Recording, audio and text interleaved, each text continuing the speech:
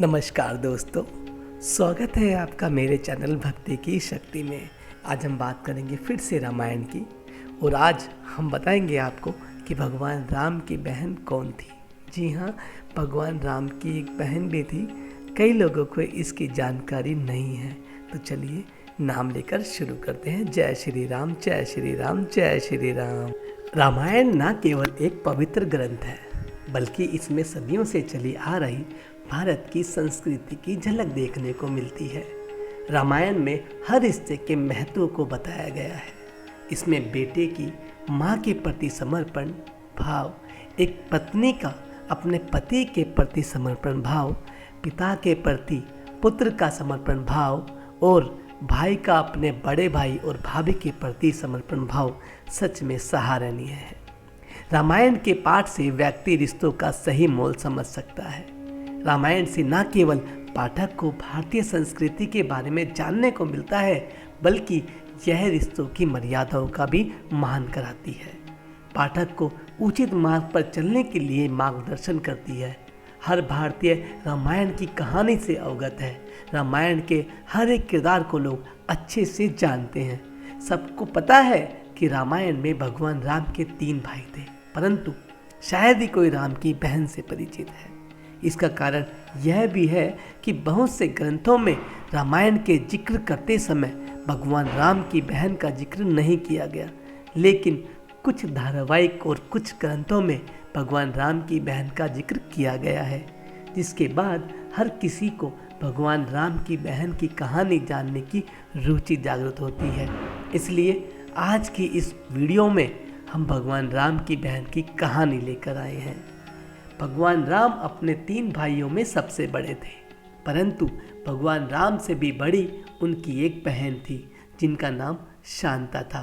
शांता दशरथ और कौशल्या की पुत्री थी, जो भगवान राम और उनके 4 भाइयों से पहले जन्मी थी। अब प्रश्न यह आता है कि पूरे रामायण में शांता का जिक्र क्यों नहीं किया गया। भगवान राम के बचपन के प्रसंग में शांता का जिक्र क्यों नहीं किया गया। दरअसल शांता ने जन्म तो अयोध्या में लिया था, परंतु राजा दशरथ और कौशल्या ने शांता को राजा रोमपद को गोद दे दिया था।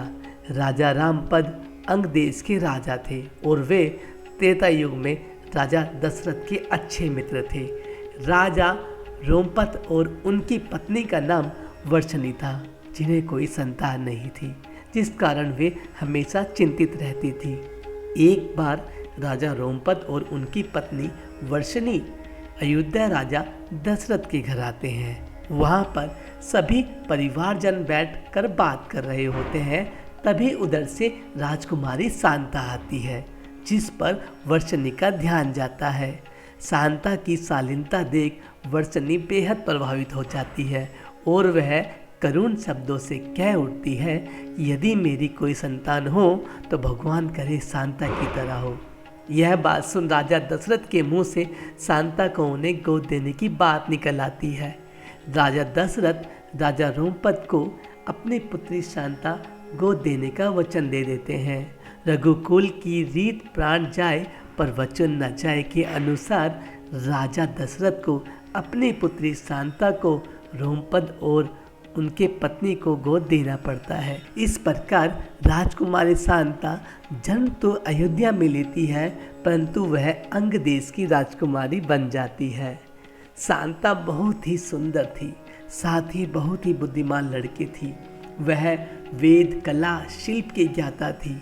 एक दिन राजा रोमपद अपनी पुत्री शांता के साथ बैठकर वार्तालाप कर रहे थे कि तभी बारिश के मौसम में एक याचक राजा रोमपद के पास मदद मांगने के लिए आता है, परंतु राजा अपनी पुत्री शांता के साथ वार्तालाप में इस कदर व्यस्त रहते हैं कि उस याचक पर ध्यान नहीं दे पाते, जिस कारण याचक वहां से खाली हाथ वापस लौट आता है।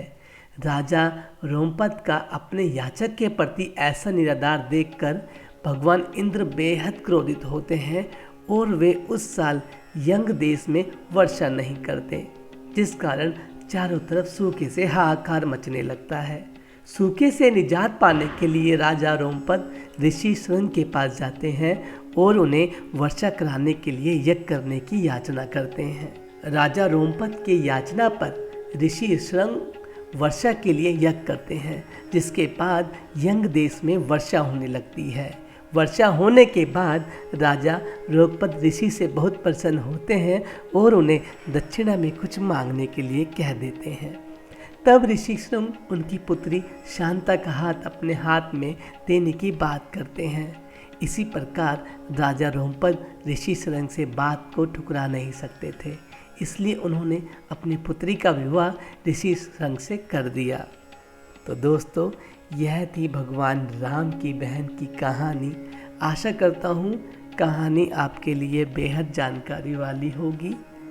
ऐसे ही धर्म और कर्म की कहानियाँ सुनने के लिए आप मेरे चैनल पर बने रहें। अगर आपने मेरा चैनल सब्सक्राइब नहीं किया है तो कृपया चैनल को सब्सक्राइब जरूर करें। अब मैं आपसे आज्ञा लेना चाहूँगा, तो नाम लीजिए। जय श्री राम, जय श्री राम, जय श्री राम।